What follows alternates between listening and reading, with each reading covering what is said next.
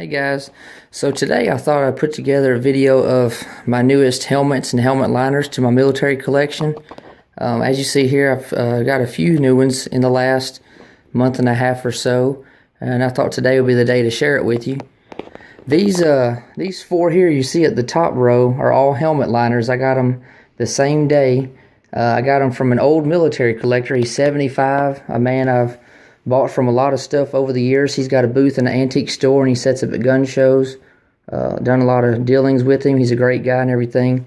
He likes to help out, with the younger generation as far as our collecting and passing on the hobby. And I actually got these four liners here for $5 a piece. And I was going to share them with you.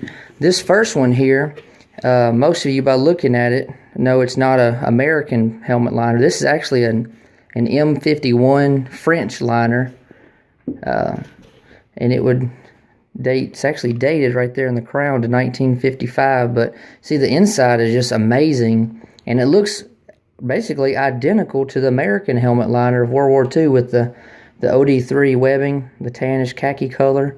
Just a little bit difference there, but the main difference is the shape of the helmet liner. It went along with the shape of the helmet itself. Like I said, it's a model 1951 French NATO helmet.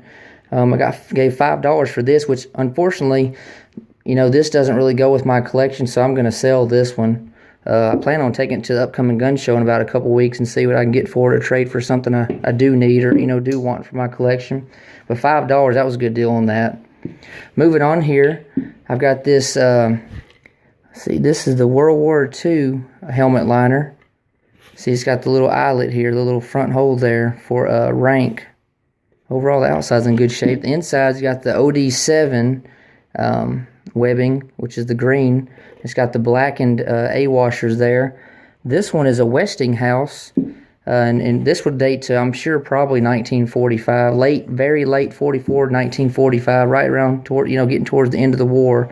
But $5, that was a good deal. I've been looking for World War II helmet liners to go with all of my World War II helmets. I've got so many of them.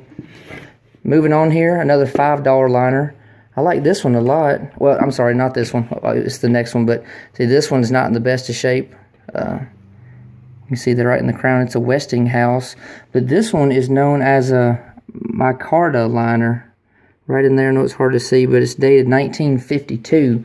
And basically, this is a Winchester mold, helmet liner mold, that was used, in the early 1950s, 1951, 52, and a few more years, I believe. And they use these for the Korean War M1s, and even, as replacements for the liners for the World War II helmets that were reissued.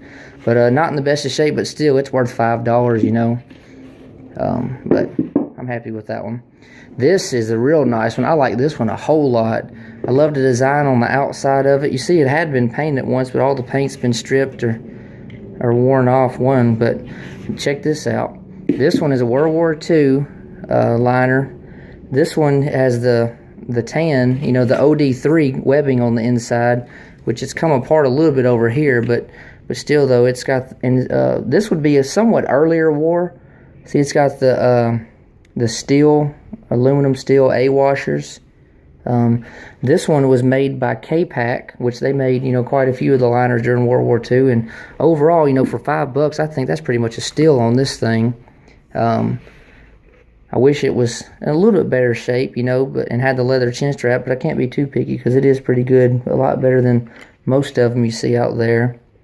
So I'm really excited. I got this one for $5. So the four helmet liners, $20. And I mean, they're worth probably 3 or 4 times that for him, maybe 5 times. He just wanted to help me out. I bought a lot of stuff for him, like I said, and he just wanted to help me with my collection. I appreciate him a lot. He's a great guy. Moving on here, I got this helmet. This is a World War II McCord front seam, and this one, the heat, it would have been a fixed bell. You see, it's got the swivel bells on there. Like I said, it's a front seam. Unfortunately, no chin strap or liner with this. But this one is an early World War II helmet. There's no way I'll be able to pick it up for you, unfortunately. You might be able to see the letter B in there, but the heat stamp on this is 121B, which would date this helmet to somewhere around April or so of 1942. It's even got a stress crack in there, which is really cool. Like I said, I wish it was more complete, you know, with a liner and chin strap. But I mean, I paid $24 shipping and everything for it, so that was a good deal. I'm happy with that. Overall, not in too bad a shape. This one right here, I got this at a gun show a few weeks ago. This one, the man had labeled as a Vietnam helmet, and he had $30 on it. And, you know, I got to looking and everything, and, you know, the outside's overall in good shape, except it's got a little bit of rust. It's actually been, looks like it's almost been painted over, glossed or something, but, and then I turned it over. I was like, you know, it doesn't have chin straps, no liner, but I got to looking, and look right there. See that S? Some of you already know what that means. That means this is a World War II Schluter helmet, not a McCord. I've mentioned in several of my other videos, around 22 million M1 helmets were made during World War II. McCord made somewhere around 20 million. Schluter made about 2 million. So they're not really rare, but they're very uncommon, and they're definitely desirable. This is a 468A, which is kind of hard to see, but anyways, 468A.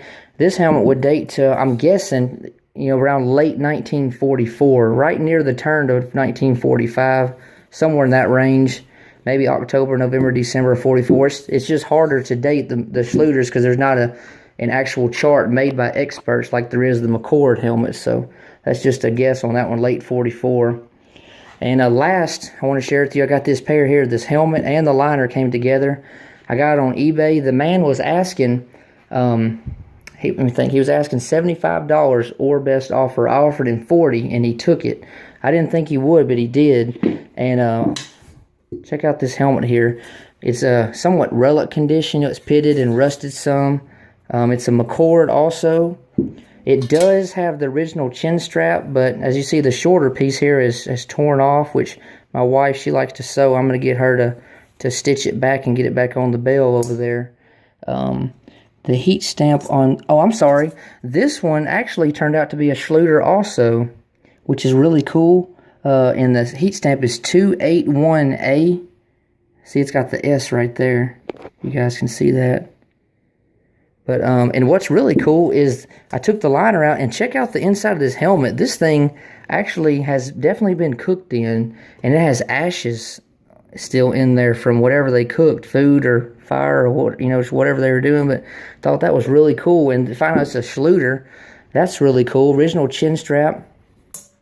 But there's something special about this helmet. I'm going to tell you. I'm going to go to the liner. I'll come back to the helmet. This is the liner came with it. This is also a World War II liner. This one, the man had as a Westinghouse, but I got it home and cleaned it up a little bit, and it's a Mine Safety Appliance MSA liner, which, you know, they're somewhat desirable.